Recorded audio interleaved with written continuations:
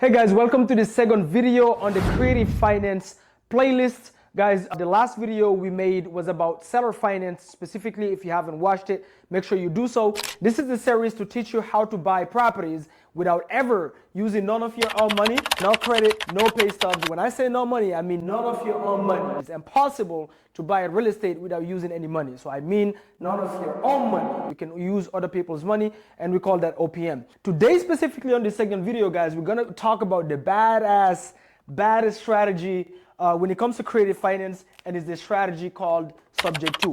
This is my absolute best strategy that I love to use, both when I was buying my rental portfolio and also even when we do fix and flips, right? To avoid going to Chase or Bank of America or Wells Fargo or even hard money lenders to borrow money at high interest rates, we use this strategy called the subject to strategy to buy properties without having to qualify for the loan by taking over the seller's loan, and that's what I'm gonna break down today, all right guys? So these three right here, get rid of your excuses to get into real estate. So no credit, none of your own money, and then no pay stubs. That means you don't need a job, okay? And we're gonna get into today what subject to means. When you're buying the subject to, necessarily the homeowner, remember the last video we said the best deals are off market. If you do direct to seller, so maybe yourself, you find homeowners that are motivated for whatever reason to sell their homes, or you buy those deals from people that we call wholesalers that typically put properties under contract and then they assign them for a fee, you will always get some of the best deals. But subject to properties, guys, is necessarily has to be a homeowner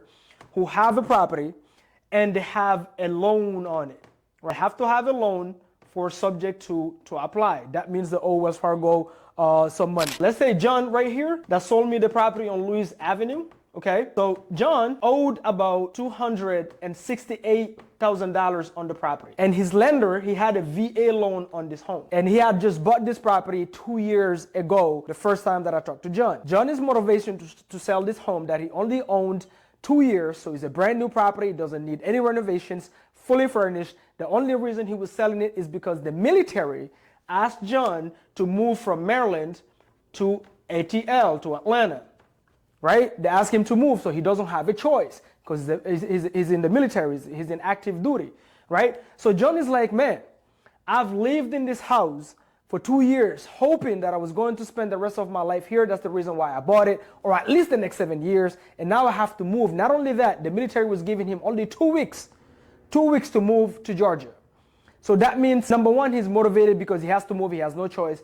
2, he doesn't want to be a landlord. He's in the military, so he doesn't want to keep the property and rent it out himself.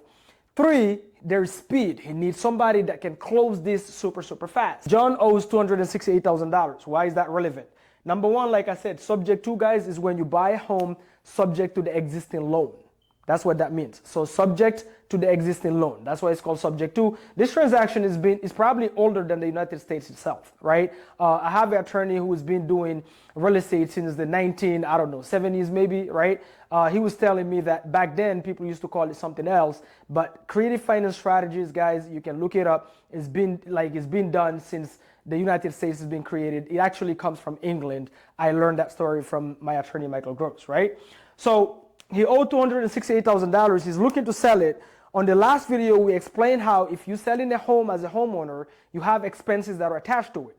And if you know anything about real estate, if you've owned a property for only 2 years, that means you haven't owned it enough for the property to create value, to go up in value, right? To basically build in equity. So here, John, looking to sell his home, he still owes very approximatively what he bought this property for, because he only owned it for 2 years. The challenge is, if he says he's gonna list it with a real estate agent, John is smart enough to know I have to pay the commissions. So if I have to pay the commissions, guess what? $268,000, not only that's what he owed, but it's very close to what the property is worth. I think the property was worth like probably 272, something like that, right?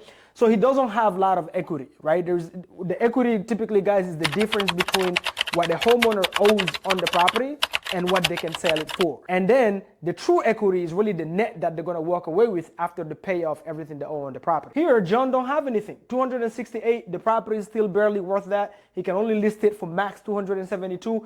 And if it's going to cost John 8% to sell this home, guess what? John will have to write a check to sell his property. Not only that, he also, because he needs speed, typically real estate agents, what do they want? They need time. They have to do all these showings. You got to sign all this paperwork. They need about 45 days, maybe 90 days, maybe even over, because you have to sign an agreement that typically lock you in for at least 6 months with these real estate agents. He doesn't have the time, and he doesn't want to have a property vacant. He's in active duty, and he has to deal with the agent calling him every single time. Bottom line is, when I got in touch with him, he was like, Mamadou, what can you do for me? I need to sell this property in 2 weeks. Fantastic. Guys, these deals are all over. Now, one of the best ways we find deals subject to is typically through pre-foreclosures, and I have a whole series on it, so make sure you go check that series out, right? So 268, so I said, John, listen, how about we do this? You owe $268,000. We agree that because if you were to list your property right now and sell it, you are going to have to write maybe a $10,000 check to sell your home. How about I put money in your pockets? So I'm going to put, this is exactly what I gave John, guys.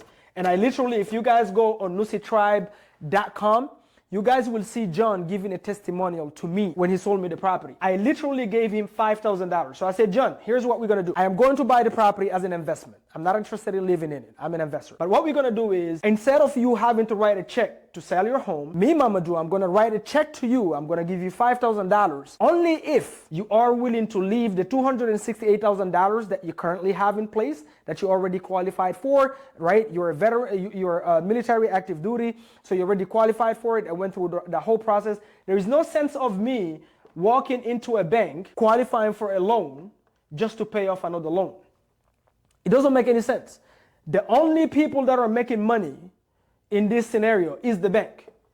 And I said, John, would you agree with me that the bank have already made enough money? That's number one. Number two, would you agree with me that the banks are not in real estate?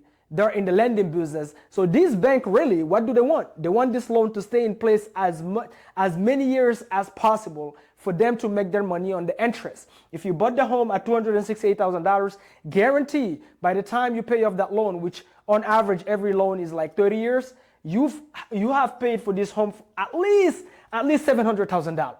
That's how interest works. It's a crazy thing. You guys look it up, right? So it's like, instead of me doing that, I don't want to do all of that, right? Because obviously I'm not going to live in it. I'm not a homestead buyer. I'm an investor. So I cannot buy your property cash for $268,000. I would have to buy maybe at $160 max as an investor.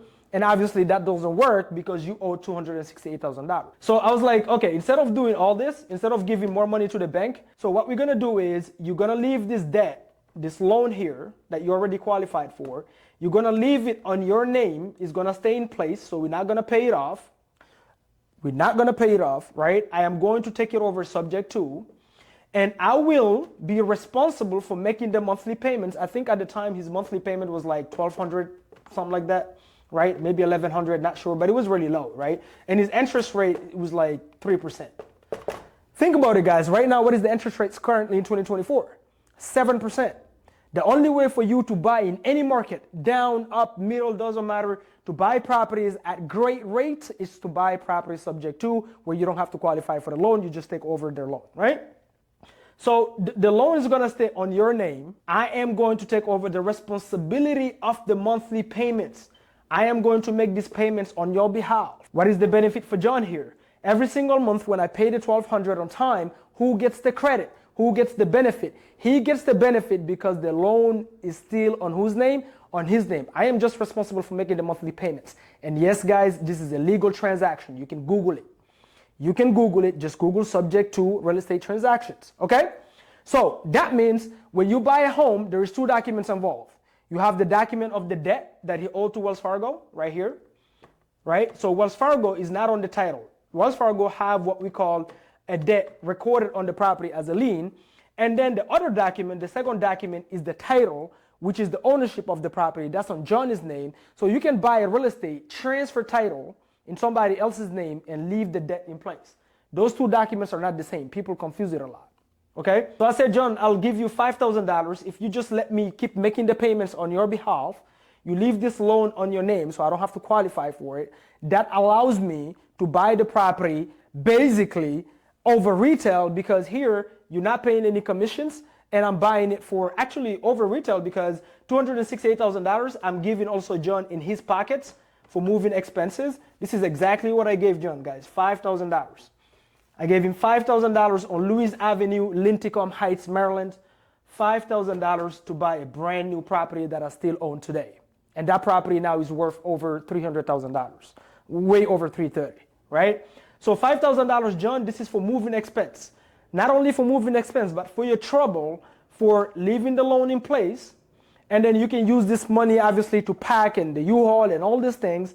And I am also overpaying for your property because if you were to list it, remember, you have to write a check of $10,000. And here I am putting $5,000 in your pockets, right?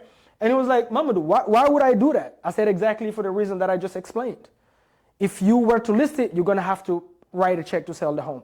Number two, right? If you were to list it, your property is worth what you owe. And number three, if I were to buy it right now as a real estate investor, I have to buy it at a steep discount cash. This is the reason why most of the sellers that sell their property off market, when you call them and you say, I'm an investor, they're like, no, you're not going to lowball me on my property. Because typically investors, when they buy cash, they need it at a steep discount. Here, I don't need a discount.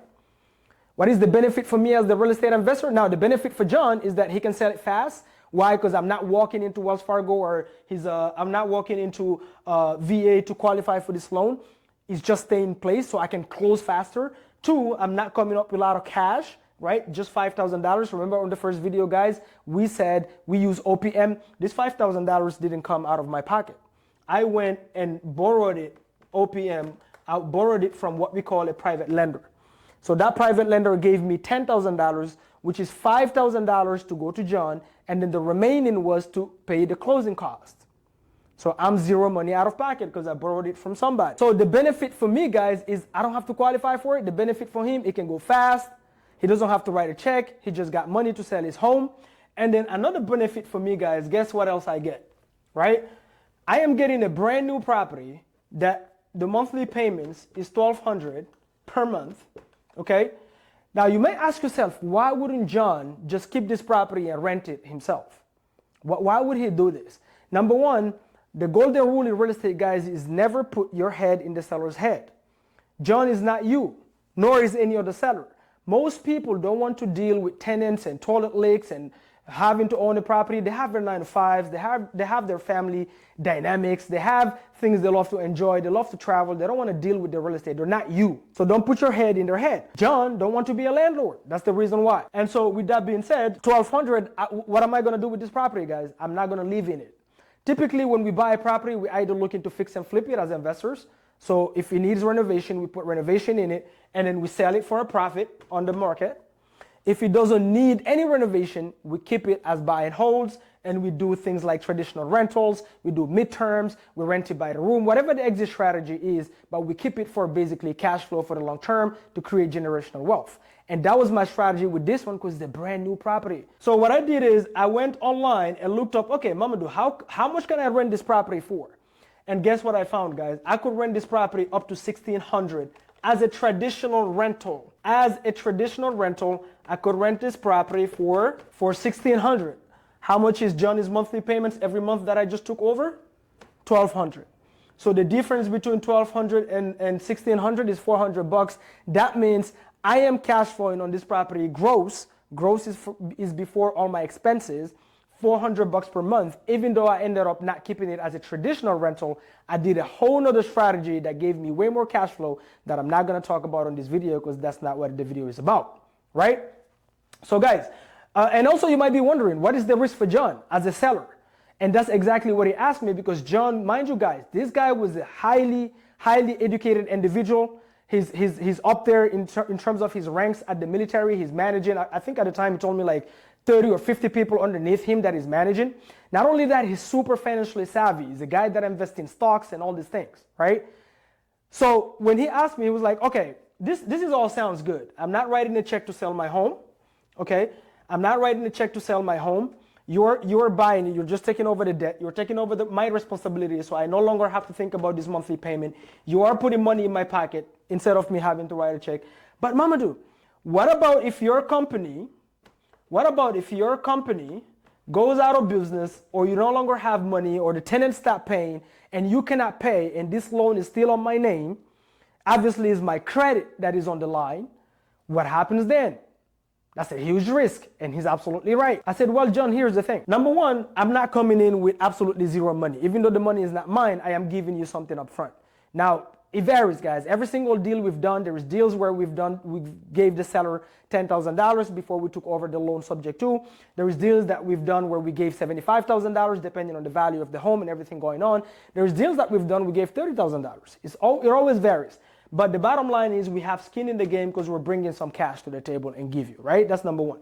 Number two so with that being said, also we put a security blanket for John stating, this is an agreement that states that me, Mamadou, if I ever, now depending on the states, guys, you have to check your local states. You have to structure this differently. Some people call it a deed in lieu of foreclosure. Some people call it a deed of escrow. So basically it's just a document that says, hey, if I ever I'm not here, I got hit by, God forbid, knock on wood, I got hit by a truck, or my company is no longer in business, and I cannot pay the mortgage, guess what? This document states if I'm not performing for at least 31 days, I'm late, John has the right.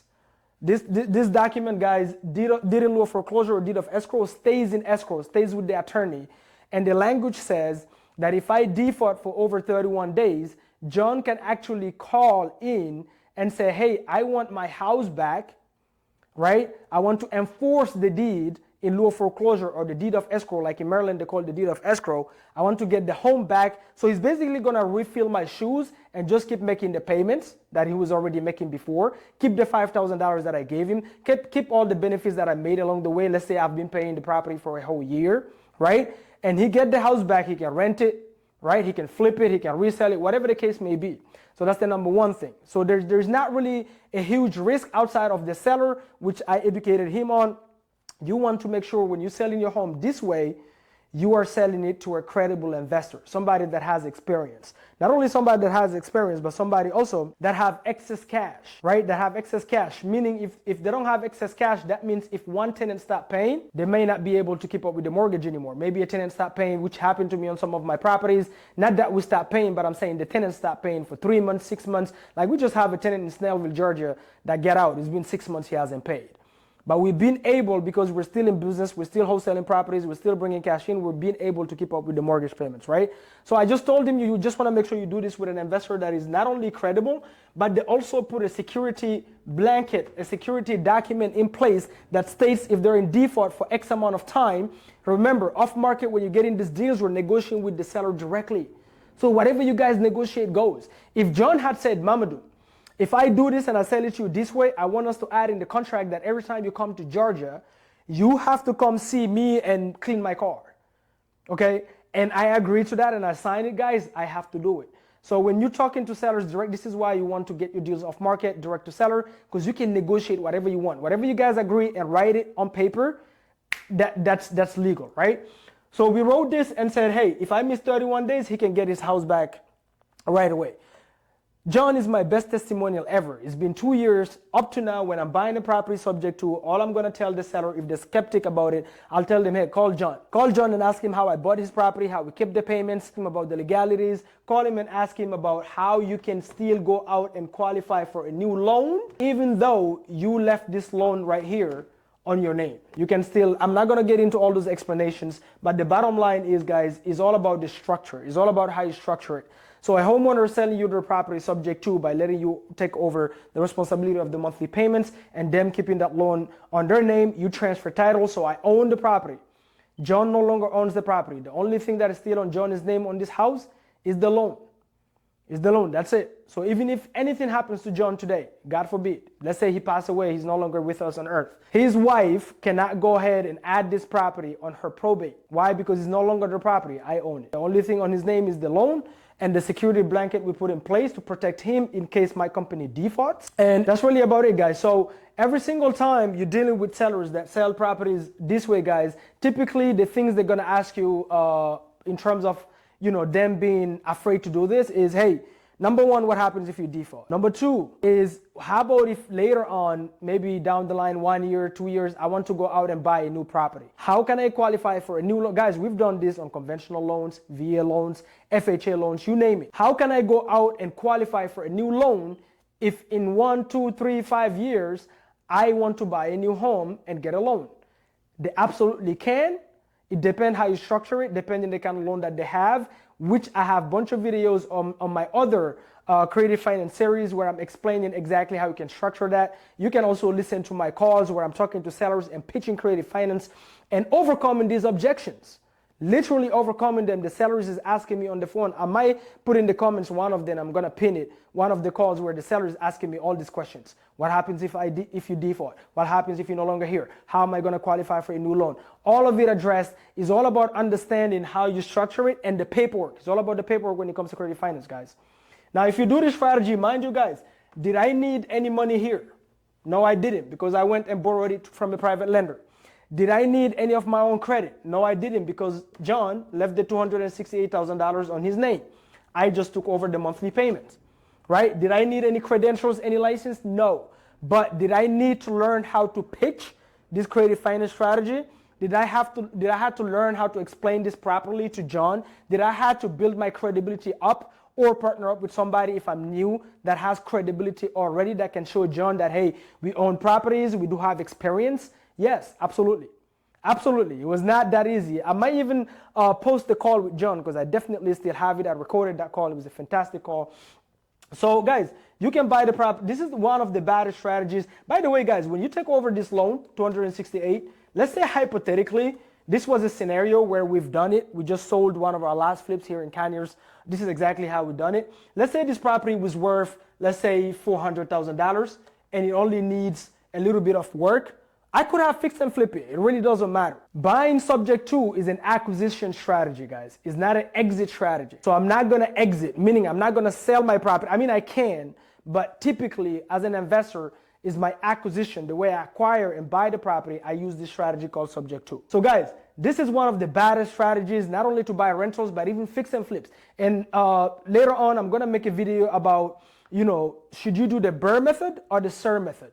The BRRRR method is when you do properties where you buy them, renovate, you rent, you refinance, and then you repeat, right? A SIR method is when you buy properties subject to, and then you do the other R's, which is rehab, rent, and then refinance and repeat the process, which I prefer because then I don't have to go to a hard money lender like the BRRRR methods and borrow all this money with high interest rates and if anything happens. So I hope this video was helpful, guys. Let me know in the comments below if there's anything you want me to expand on, anything you want me to clarify, and make sure you go check out my playlist where I'm talking to sellers on the phone, pitching creative finance so you can learn how to have these conversations.